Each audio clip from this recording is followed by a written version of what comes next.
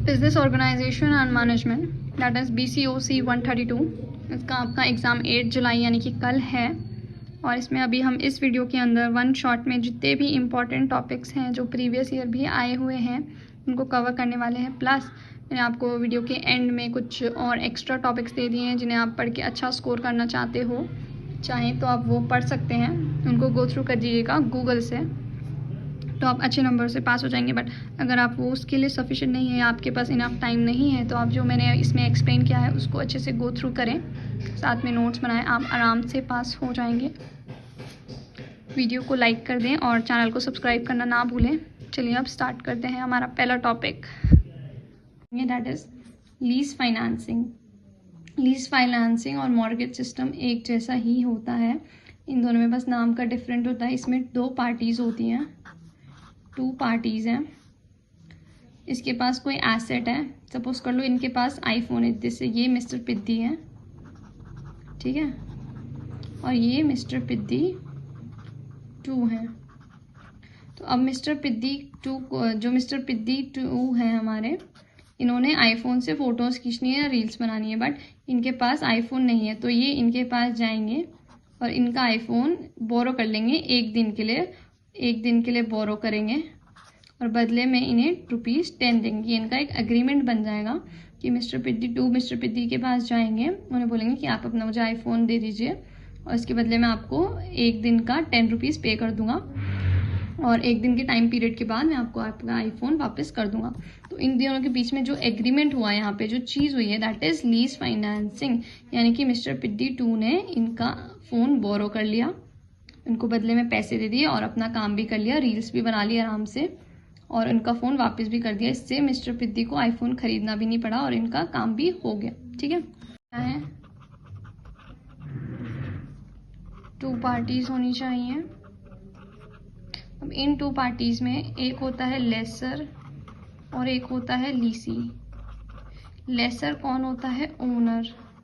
इस केस में लेसर कौन हुआ? मिस्टर पिद्दी 1 एंड लीसी कौन है? मिस्टर पिद्दी 2। ठीक है, यानी बोरोवर,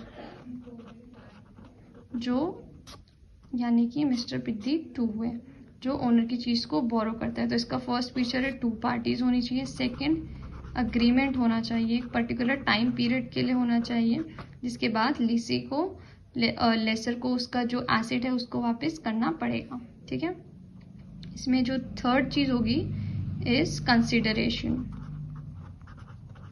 कंसीडरेशन। यानी कि जो भी एसेट लेगा उसके बदले में लीसी को लेसर को कुछ ना कुछ अमाउंट, एक वैल्यूएबल अमाउंट या कोई भी चीज़ उसको पे करनी पड़ेगी, तभी ये लीज फाइनेंसिंग के अंदर आएगा। क्योंकि यहाँ पे ये जो 3 चीज़ें हैं इसके आप फीचर है, इन्हें आप आराम से अच्छे से 1-2 पेज में लिख सकते हैं। ठीक है, अब हम बात करते हैं लीज फाइनेंसिंग की कुछ एडवांटेजेस के लिए। एडवांटेजेस, जो लीज फाइनेंसिंग होती है सबसे पहली क्या करती है? लो investment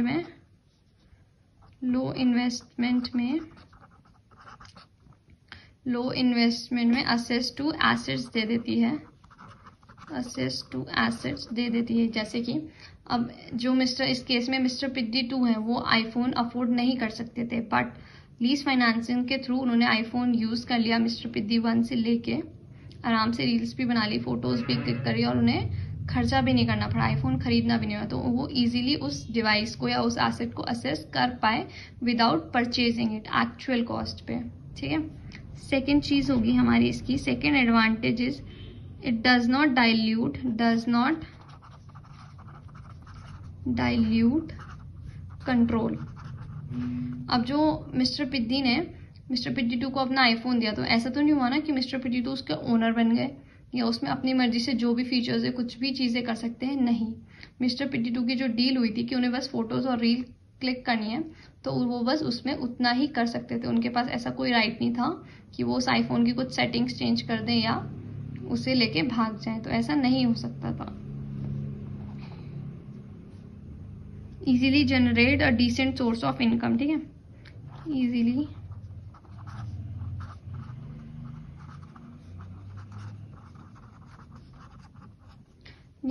generate a decent source of income में अगर इन केस मिस्टर जो पिद्दी 2 है वो उस इमेज से या उस आईफोन से क्लिक्ड इमेज से अगर सपोज कुछ बिजनेस करते हैं, उन्होंने अपनी रील्स ना बना के नेचर की या ग्रीनरी को कैप्चर किया होता, तो वो इमेज आगे सेल कर देते हैं। और अगर वो उनकी इमेजेस अच्छे खासी लोग परचेज करते तो मिस्टर पिद्दी 2 मिस्टर पिद्दी 1 से कह के जो उनका अग्रीमेंट है उसका टाइम पीरियड बढ़ा देते, और इससे मिस्टर पिद्दी 2 आराम से मिस्टर पिद्दी 1 को पे भी कर देते ₹10, प्लस उनकी एक डिसेंट सोर्स ऑफ इनकम भी जनरेट हो जाती उन इमेजेस को सेल करने से।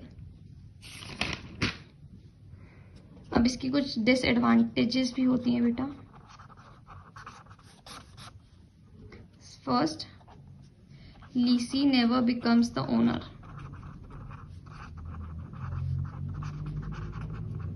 ओनर ऑफ एसेट, जो लीसी होता है, मिस्टर पिद्दी 2 उस आईफोन के ओनर नहीं थे, वो सिर्फ उस आईफोन को यूज कर रहे थे, एंड जो उनका एग्रीमेंट था, जो टाइम ड्यूरेशन पूरा होने के बाद उन्हें वो एग्रीमेंट वापस करना पड़ेगा।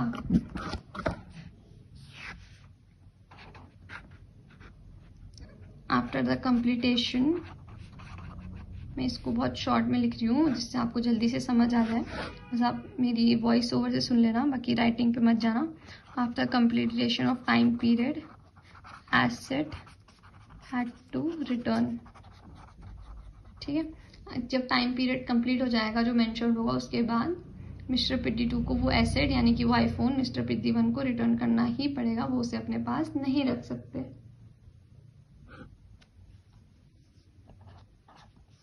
If the borrowed item, मैंने 2 बार डाल लिख दिया, borrowed item seems to be of no use, then still it can't be returned। मतलब अगर मिस्टर पिद्दी 2 की मान लो तबीयत खराब हो गई उस दिन, जिस दिन उन्होंने फ़ोन बोरो किया, वो रील्स और वो तो बना ही नहीं पाए, बट उन्हें उस दिन का ₹10 तो मिस्टर पिद्दी 1 को देना ही पड़ेगा, बिकॉज जो उनका एग्रीमेंट था वो 1 दिन का था।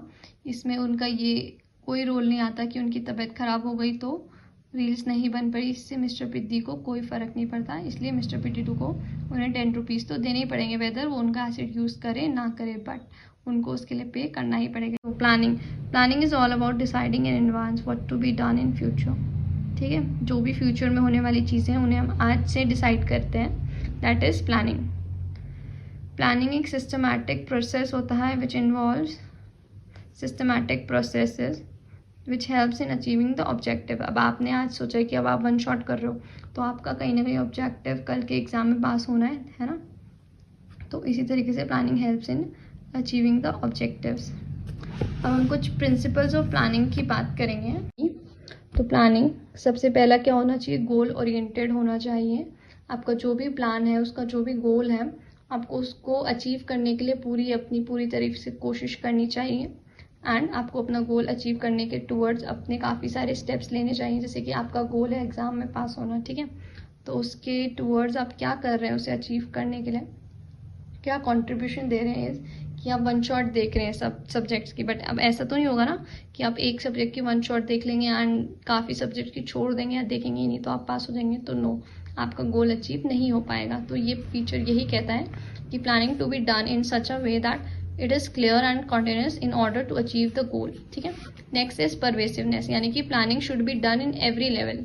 अगर आपने एक सब्जेक्ट में पढ़ लिया, दूसरे में नहीं पढ़ा, तीसरे में पढ़ लिया, चौथे में नहीं पढ़ा, तो आप ऐसे भी पास नहीं हो सकते। आप पास किस सिचुएशन में हो जाएंगे, जब आप सारे सब्जेक्ट्स अच्छे से पढ़ेंगे। नेक्स्ट इज लिमिटेड फैक्टर, कम से कम रिसोर्सेज में ज़्यादा से ज़्यादा काम हो जाए। It says planning should be done in such a way that limited resources to be ensured optimum utilisation of resources. ठीक है, यही कहता है कि कम खर्चे में ज़्यादा काम हो जाए।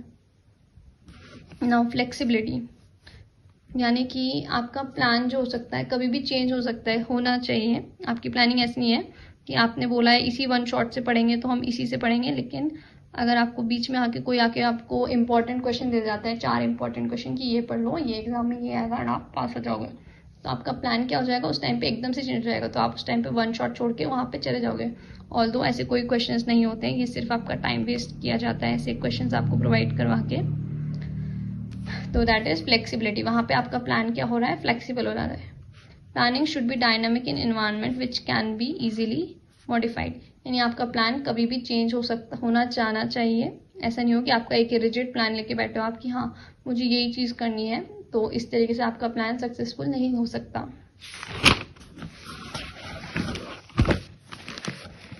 नेक्स्ट इज एफिशिएंसी, यानी कि प्लानिंग को इस तरीके से करना चाहिए जिसमें कम से कम खर्चा आए। ठीक है, अब आप एग्ज़ाम से एक दिन पहले पढ़ रहे हो तो आप ऐसा तो नहीं सोचोगे कि मुझे नोट्स परचेज करने चाहिए, बिकॉज इतना आपको भी पता है कि आप उन्हें रीड नहीं कर पाओगे, लाइक इतना सफिशिएंट टाइम नहीं है। तो आप अपनी कॉस्ट भी ना ज़्यादा यूज़ हो, इसलिए आप यूट्यूब से ऐसे ऑनलाइन पढ़ रहे हैं। That is the best way. One day before exams के लिए मैं भी ये कंसिडर करूँगी कि आपको नोट्स नहीं लेने चाहिए, बिकॉज आपके पास टाइम ही नहीं है पढ़ने का। कब पढ़ोगे, कब उन्हें समझोगे? सो आपको ऑनलाइन ही पढ़ना चाहिए। एग्ज़ाम में प्राइसिंग पॉलिसीज़ ये दो टाइप से आ सकती हैं आपके एग्ज़ाम में। डिमांड ओरिएंटेड प्राइसिंग पॉलिसी आ सकती है या फिर कॉस्ट ओरिएंटेड प्राइसिंग पॉलिसी आ सकती है। तो मैंने अच्छे से दोनों को ही एक्सप्लेन किया है। आप आराम से यहाँ से पढ़ के आराम से 4-5 पेजेस में लिख के आ सकते हैं अपनी लैंग्वेज में। तो सबसे पहला आता है डिमांड ओरिएंटेड प्राइसिंग। तो सबसे पहले प्राइसिंग होती क्या है? Guidelines which are made in order to achieve the objectives. Now demand oriented pricing. Demand oriented pricing क्या होती है? एक मार्केटिंग स्ट्रैटेजी होती है जिसके थ्रू जो भी प्राइस में इंक्रीज डिक्रीज या फ्लक्चुएशंस होती हैं करनी होती हैं मैन्युफैक्चरर को या द रिटेलर को, वो at the time of sale of that product उस टाइम पे कर देते हैं। Demand oriented pricing policy is one of the marketing strategy under which the price of the product are increased or decreased or set or fluctuated at the time of the sale of the product to the consumer। ठीक है, now इसके कुछ types होते हैं जो आप importance या इसके फीचर्स में लिख सकते हो।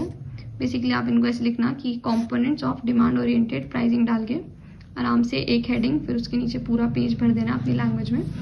और सेकंड, इससे आपको अच्छे खासे मार्क्स गेन करने में आसानी हो जाएगी। नाउ पहला है प्राइस स्किनिंग। अब प्राइस स्किनिंग क्या होती है कि mostly you have seen with a newly launched product. जब एक नया प्रोडक्ट लॉन्च होता है तो उसके प्राइसेस बहुत हाई होते हैं, बट जब जैसे जैसे वो प्रोडक्ट पुराना होता जाता है तो उसके प्राइस खुद ब खुद लो हो जाते हैं। जैसे कि आजकल आदिवासी एक हेयर ऑयल चल रहा है जो अभी रिसेंटली लॉन्च हुआ है, किसी कम्युनिटी ने लॉन्च किया है, तो उसके प्राइसेस अभी रिसेंटली हाई होंगे ऑब्वियसली, बट जैसे जैसे वो पुराना हो जाएगा तो देन वो डाबर आंवला के प्राइस पे ही आ जाएगा। Now odd even pricing. Odd even pricing क्या होती है? बेसिकली कुछ भी नहीं होती है, बेवकूफ़ बनाया जाता है। जैसे 999 लगा दिया तो हमें लगेगा हाँ 1000 रुपीज़ नहीं है भाई, 999 है, बट उस 1 रुपये को बचा के हम कौन से करोड़पति बन जाएंगे, राइट? तो ये यही कहती है कि mostly done just to fool the customer as a marketing price strategy. Price of the product in terms is written like ₹999। वही बात आ गई कि 1000 में हमें लगेगा 1000 नहीं है, 1999 है। ठीक है, जितना भी है। Now next is precipitation pricing। ये क्यों की जाती है? To face the competitors price of the other good। ठीक है, price of a product is recorded or reduced or can fluctuate in order to compete with another similar product in the market। उसका product मुझसे सस्ता है तो मैं और इसको अपने को थोड़ा का प्राइस गिरा दूंगा। ठीक है, मेरा भी इस लेवल पे है, तो अब ये कस्टमर के लिए हम चॉइस क्रिएट कर देते हैं एक तरीके से, और अपने कॉम्पिटिटर की सेल को टक्कर देने के लिए। Now price building. Under this an additional price product is added accomplishing with the main product just to attract the customer. अब जो हमारे आदिवासी हेयर ऑयल वाले हैं उन्होंने बोला कि हम हेयर के साथ एक आपको कंघी भी फ्री दे रहे हैं, तो ये इसके अंदर आता है। Now cost oriented pricing. अब ये क्या होता है? एक मेथड होता है जिसके अंडर जो में हमारा रिटेलर होता है या जो भी बंदा गुड को सेल कर रहा होता है उस टाइम पे, वो अपने माइंड में एक जो कॉस्ट लगी होती है product manufacturing of a product, उस बंदे का यानी कि मैन्युफैक्चरर का प्रॉफिट या कॉस्ट जो उसकी इनपुटिंग कॉस्ट लगी है उस प्रोडक्ट को बनाने के लिए, उसको माइंड में रखते हुए उस प्रोडक्ट का प्राइस डिसाइड करता है।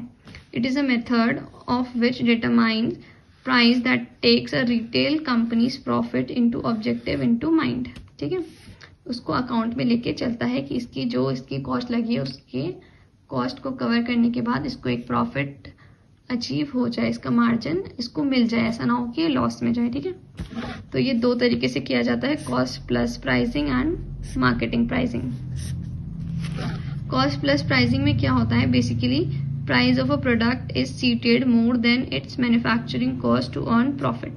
सीधा जो भी उसका कॉस्ट प्राइस होता है उसमें जो मैन्युफैक्चरिंग कॉस्ट होती है उसके साथ प्लस मार्जिन कर वहीं पे ही ऐड हो जाता है एंड सीधा सेल आउट होता है। लाइक हम किसी शॉप में जाते हैं, ठीक है, वहाँ पे हमें चीज़ों के ऊपर कॉस्ट प्राइस लिखा होता है ना, sale price, cost price.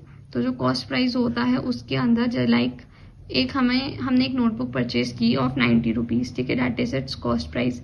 But जो कॉस्ट उसकी मैन्युफैक्चरिंग में लगी by the manufacturer that is 50 rupees, ठीक है। तो 40 रुपीज़ तो उसका मार्जिन है ना, वो उसमें ऑलरेडी एडेड है, कॉस्ट प्राइस में ही एडेड है, तो उसको हम कॉस्ट प्राइसिंग कहते हैं। ऐसा नहीं है कि हमने उसमें 90 अलग लिखा फिर उसमें 50 अलग लिखा कि ये मैन्युफैक्चरिंग कॉस्ट है, 40 मार्जिन कॉस्ट है ऑफ द मैन्युफैक्चरर, ऐसा नहीं है, हमने टोटल वहाँ पे 90 लिखा। Next is markup pricing. Under this markup pricing the calculated profit percentage is directly added with the sale price instead of the cost price. अब उसमें कॉस्ट प्राइस नहीं लिखा होता, इसमें सीधा सेल प्राइस लिखा होता है। काफ़ी सारी नोटबुक्स हम देखते हैं जब हम शॉप में जाते हैं तो एक के पीछे CP लिखा होता है और उसी के नीचे SP भी लिखा होता है। अगर SP 100 है और CP 90 है तो हमें कुछ शॉपकीपर उसे 90 में ही दे देते हैं, है ना। तो वो कॉस्ट प्राइस होती है, यानी उसमें सिर्फ उसने मार्जिन कवर किया होता है। ऑल्दो ये मार्जिन भी काफ़ी है बट कॉस्ट प्राइस के पॉइंट ऑफ व्यू से मार्जिन कवर। तो अब सेल प्राइस में क्या होता है SP में, जिसमें हम प्रॉफिट परसेंटेज भी जोड़ देते हैं। फॉर एग्जाम्पल एक बुक की कॉस्ट 500 रुपीज़ है, उसमें हमने 10% प्रॉफिट भी जोड़ दिया, that is 50 rupees. 500 plus 50 that is 550 और उसकी हमने SP यानी कि सेलिंग प्राइस सीधा 550 रुपीज़ लिख दिया, that is marginal markup pricing, ठीक है। अब इसकी एडवांटेजेस का क्या बेनिफिट होता है, This method ensures that the company covers all its manufacturing expenses and achieve its profit margin। जो मैन्युफैक्चरर है उसकी जो भी कॉस्ट लगी होती है फॉर द प्रोडक्शन वो भी कवर हो जाए, प्लस उसे थोड़ा प्रॉफिट भी मिल जाए, प्लस जो रिटेलर उसे बेच रहा है सप्लाई चेन में उसके जितने भी रिटेलर्स या जितने भी चेन से वो गुजरा है उन सबकी जेब में थोड़े थोड़े पैसे आ जाए। सप्लाई चेन क्या होती है, लाइफ ऑफ अ प्रोडक्ट और a good from its manufacturer to its consumer, ठीक है। Manufacturer, wholesaler, retailer and consumer, ये आप अपनी शीट में आराम से एक पेज पूरा भर के आ सकते हैं। Manufacturer, consumer, retailer and customer. कई बार एग्जामिनर आपके कीवर्ड्स देख के ही आंसर को पूरा सही कर देता है, इनफैक्ट पढ़ता भी नहीं है, तो आप ऐसे फ्लो चार्ट जरूर बना के आएँ।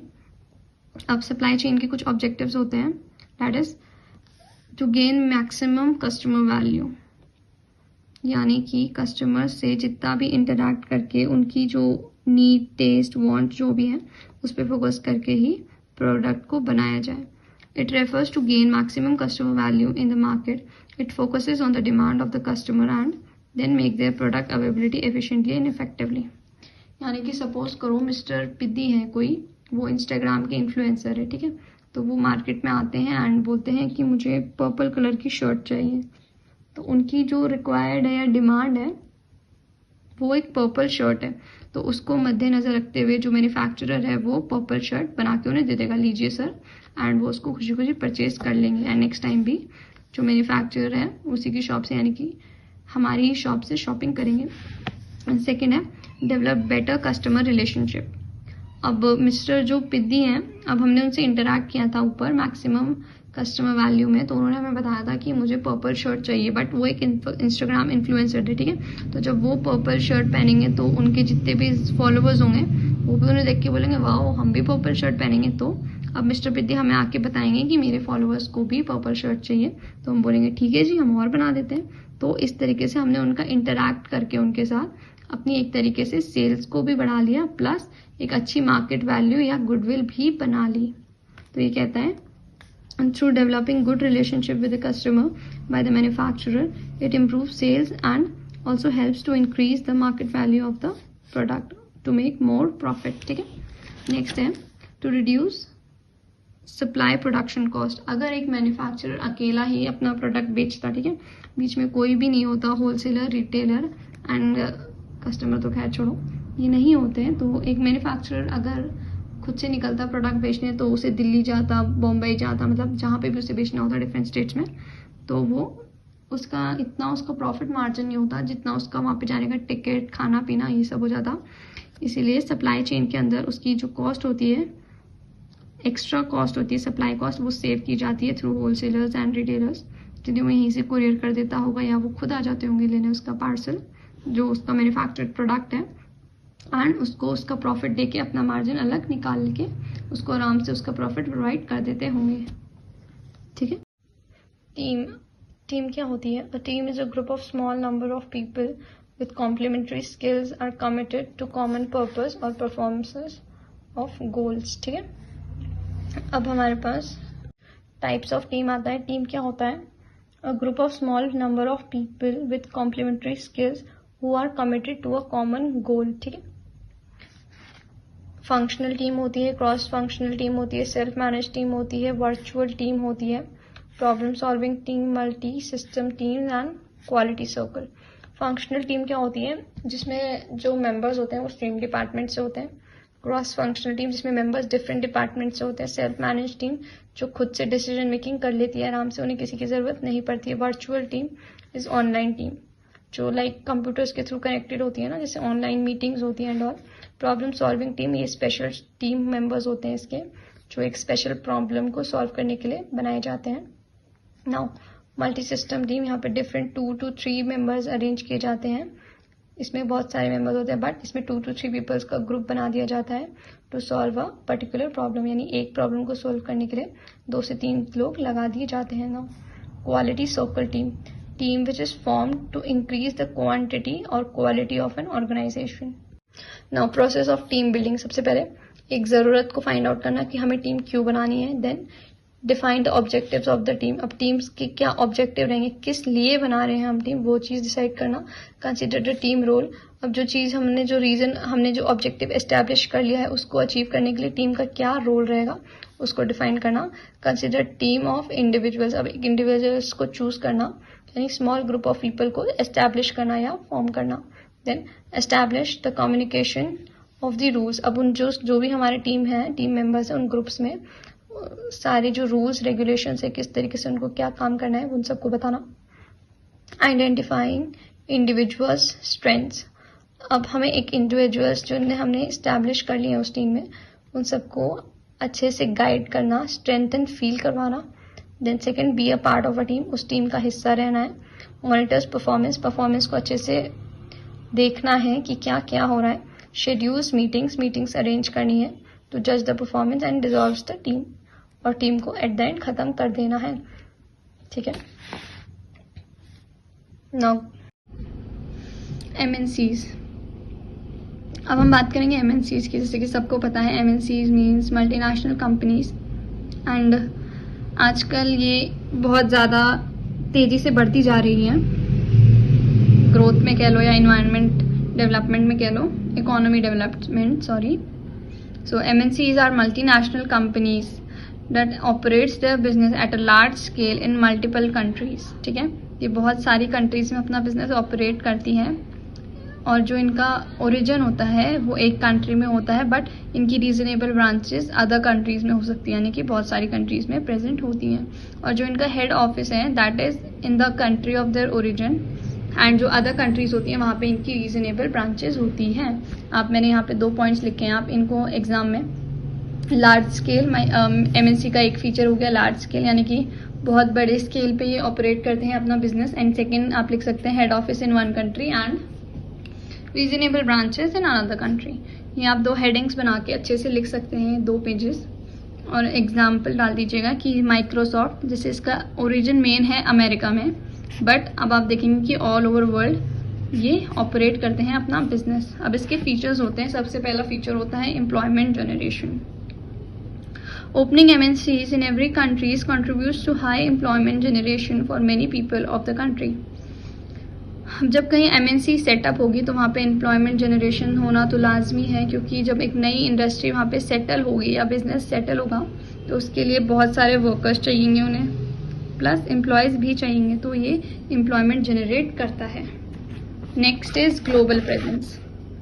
ग्लोबल प्रेजेंस, अब इंडिया है, इंडिया ने कुछ एक एमएनसी सेटअप की, मान लो क्लोथिंग की एमएनसी सेटअप की, ठीक है। फिर ये जब एमएनसी को एक्सप्लोर करेगी अपनी और ग्लोबल मार्केट में जाएगी, मतलब ऑल ओवर अदर कंट्रीज़ में भी अपनी ब्रांचेस सेटअप करेगी, तो उन कंट्रीज़ को पता चलेगा कि हाँ भाई इंडिया भी एक कंट्री है, और वो इंडिया के बारे में जानेंगे, एंड प्लस हमारी जो एमएनसी होगी उसको प्रमोट भी करेंगे अगर उन्हें हमारा प्रोडक्ट अच्छा लगता है। MNCs establishes subsidiaries and branches in various countries allowing them to tap into diverse market, ठीक है। कंपटीशन में पार्ट लेने के जैसा हो गया एक तरीके से, ठीक है। स्कूल में होता है ना, जो बच्चे असेंबली में होते हैं, पार्ट लेते हैं या स्टेज पे होते हैं, उनको पूरा स्कूल मतलब कहीं ना कहीं से रिकॉग्नाइज कर लेता है कि हाँ ये बच्चा है, ये भी हमारे स्कूल का है। सो उस तरीके से एक तरीके से सबकी नज़र में आ जाना ही इसको बोलेंगे हम। Now transfer of resources and knowledge. MNCs often transfer capital, technology and managerial skills from one country to another। अब ऐसा तो है नहीं कि अब हम इंडिया में ऑपरेट कर रहे हैं तो बस इंडिया की ही नॉलेज होगी हमें, या जो इंडिया के तौर तरीके हम उसी हिसाब से अपना बिजनेस करेंगे, लेकिन नहीं। बट MNCs के अंदर हम जब मल्टी नेशनल कंपनीज के थ्रू हम बहुत सारी कंट्रीज़ के अंदर अपना बिजनेस ऑपरेट करते हैं, तो हम वहाँ से भी कुछ चीज़ें सीखते हैं और कुछ अपनी भी उन्हें सिखाते हैं। लाइक हमने मैगी की मल्टीनेशनल कंपनी एस्टैब्लिश कर दी, ठीक है। तो अब जो हमारा मैगी बनाने का तरीका है वो फॉरेन कंट्रीज़ में जितनी भी अदर MNCs होंगे उनको भी पता होगा। लाइक बीइंग अ कॉम्पिटिटर वो उस पर नज़र रखेंगे और अपने तरीके में, अपने मेथड में, मैगी बनाने के मेथड में काफ़ी सारी इम्प्रूवमेंट भी करेंगे उसके रिगार्डिंग। प्लस जो कंज्यूमर होगा हमारा वहाँ का, वो भी इस चीज़ के लिए काफ़ी ज़्यादा एक्साइटेड होगा कि यार ये नई चीज़ है, मुझे इसको ट्राई करना है, ठीक है। तो जो हमारी नई नॉलेज और स्किल है वो वहाँ पे भी वैल्यूएबल होगी, प्लस हम वहाँ से भी काफ़ी सारी स्किल और नॉलेज गेन करेंगे। Now flow of foreign capital. अब जब हम बाहर बिजनेस करेंगे तो हमें कमाई भी हमारी अच्छी खासी होगी, ऑब्वियसली अच्छी खासी नहीं तो कुछ तो कमाएंगे ना, तो that will be in foreign currency, तो वो हमारे लिए एक फॉरेन एक्स का अच्छा खासा फ्लो होगा, यानी कि सोर्स ऑफ इनकम होगा। Now technical development. अब जब हमें बाहर बिजनेस ऑपरेट करना है तो ऐसा तो है नहीं ना कि हम 2-4 मशीनें जो हमारे पास है इन्हीं को यूज़ करते रहेंगे, किसी पटी मशीनों को, नो। हमारे माइंड में ये चीज़ ऑन द टॉप हो गई कि हमें ऐसी नई क्या से क्या एडवांसमेंट ले आए जिससे हमारा बिजनेस और अच्छे से ऑपरेट हो सके। इससे ही टेक्निकल डेवलपमेंट होता है, क्योंकि हम न्यू टेक्नोलॉजी की तलाश में जाएंगे और एडवांसमेंट को एक मौका देंगे। Now improvement in standard of living. MNCs enhances the quality of life of people living in a country। ये हमारा जो मैनर ऑफ लाइफ है उसको भी काफ़ी अच्छे तरीके से इम्प्रूव कर देता है, बिकॉज जब हम बाहर की कंट्री में देखेंगे कि हाँ यहाँ पे ये चीज़ ऐसे होती है, ये ऐसे होती है, तो हम when we will come back to our country तो हम वहाँ पे भी वो चीज़ चेंजेस करेंगे, और जो कहीं ना कहीं हमारा जो मैनर ऑफ लिविंग है उसको काफ़ी इम्प्रूव कर देगा। ऑर्गेनाइजेशन कंपोनेंट्स और सिस्टम पढ़ेंगे हम। ऑर्गेनाइजेशन क्या होती है? एक प्लेस होती है जहाँ पे group of people are working for a common goal, ठीक है। नाउ अब हमारे ऑर्गेनाइजेशन के हमारे पास 7 कंपोनेंट्स होते हैं, जिसको अगर आपको इजीली याद करना है तो आप ऐसे याद कर सकते हो, SISPT। S for structure. Structure क्या होता है? बेसिकली ये डिफाइन करता है कि how the authority is flowing in an organisation, top to bottom, bottom to top, ऐसे करके किस वे में हमारा जो कमांड है, कम्युनिकेशन है, वो किस वे में कन्वर्स हो रहे हैं एक पर्सन से दूसरे पर्सन को, ठीक है। Next C is for culture. In an organization, certain guidelines and norms are made which bound the shape of the employees and that to their behavior and attitude।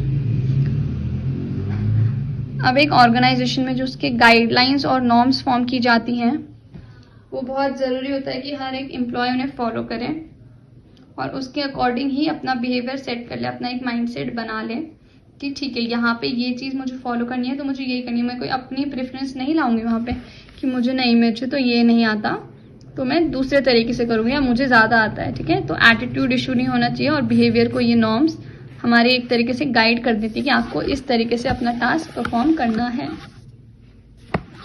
Now next S is for strategy.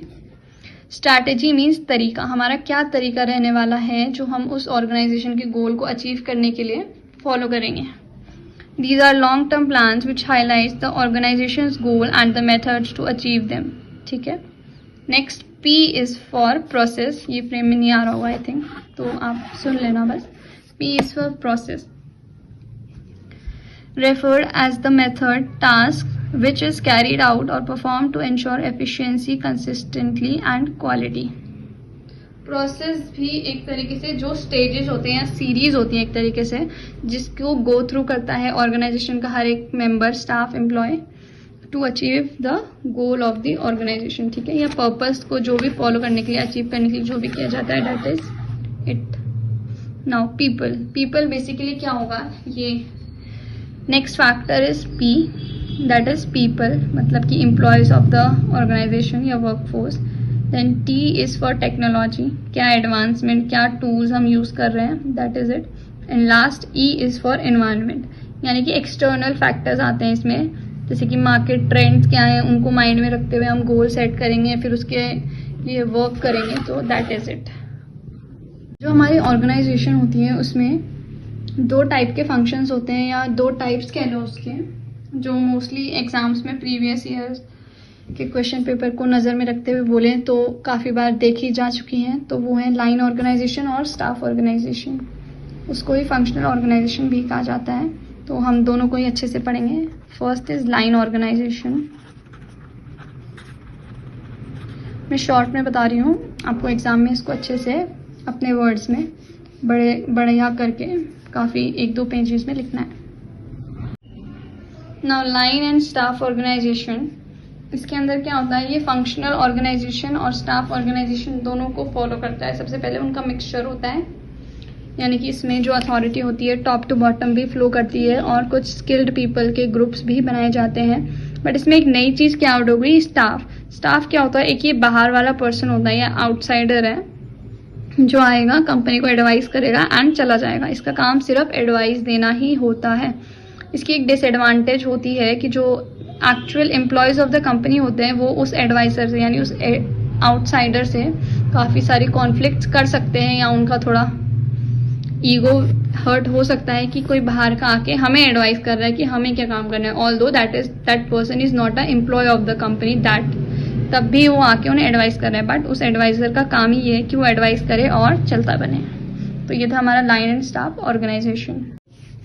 आप अच्छे number लाना चाहते हो, like आप अगर 90 above score करना चाहते हो, तो मैं अभी आपको 3-4 टॉपिक्स और बता रही हूँ, या आप बुक से या गूगल से गो थ्रू कर लीजिएगा। इससे आप आराम से 90 अबव मार्क्स लेके आ सकते हो। अदरवाइज़ अगर आप पीछे के जितने भी मैंने डीप टॉपिक्स करवाए हैं आपको अच्छे से, आप उनको पढ़ ले तो आप पास आराम से हो जाएंगे एंड आप बैक आने से बच जाएंगे। तो जो सबसे पहला आपने टॉपिक ऐसे ही गो थ्रू करना है ऊपर से, दैट इज़ वेंचर कैपिटल। कई बार आ जाता है बट देख लीजिएगा आप। And the next topic is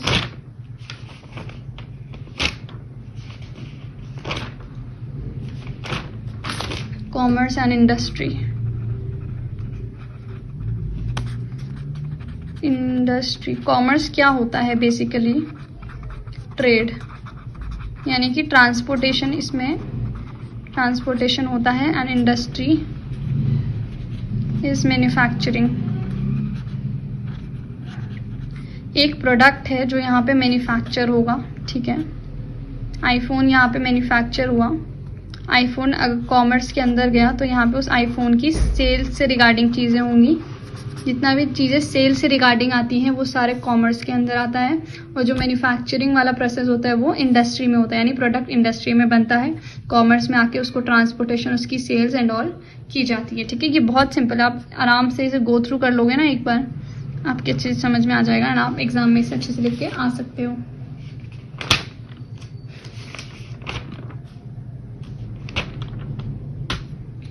now forms, last topic है फॉर्म्स ऑफ ऑर्गेनाइजेशन।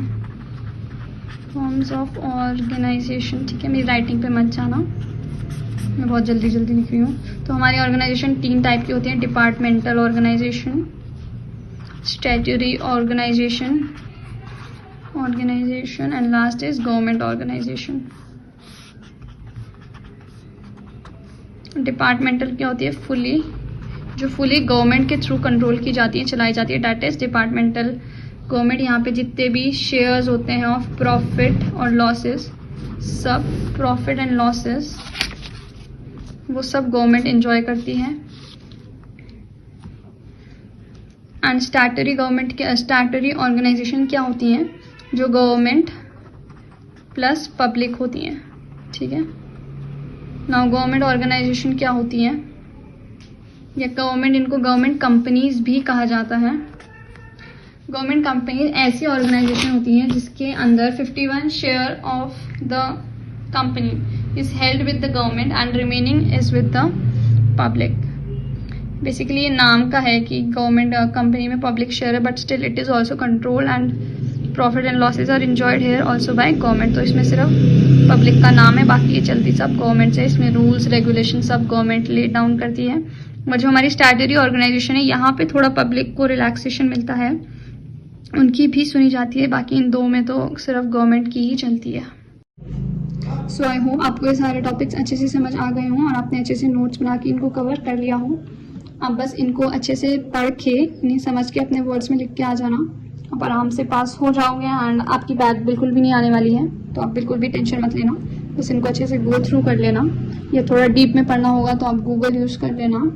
मैं ये बोलूँगी कि जब आपको आपने एक वीडियो देख ली है वन शॉट, या आपने कुछ भी नोट्स पढ़ लिए हैं, तो आपको उसके बाद गूगल को यूज़ करना चाहिए, ना कि यूट्यूब को. बिकॉज आप लास्ट मोमेंट ऑफ एग्जाम पे पढ़ रहे होते हैं तो यूट्यूब में आप काफ़ी डाइवर्ट हो जाएंगे. बट गूगल में जो चीज़ आप सर्च करेंगे वो आपको ऑन द फेस या एट अ टाइम वही चीज़ एकदम से क्लिक करके आ जाएगी. तो आपका टाइम सेव होगा ऐसे में. और ऑल द बेस्ट, अच्छे से एग्ज़ाम दीजिएगा अपना. एंड मेरे चैनल को सब्सक्राइब करना मत भूलिएगा, क्योंकि आपके नेक्स्ट जो भी सब्जेक्ट का एग्ज़ाम है मुझे उसका सब्जेक्ट कोड नीचे कमेंट डाउन कर दीजिए, मैं उसकी वन शॉट आपके लिए तैयार. Thank you for watching.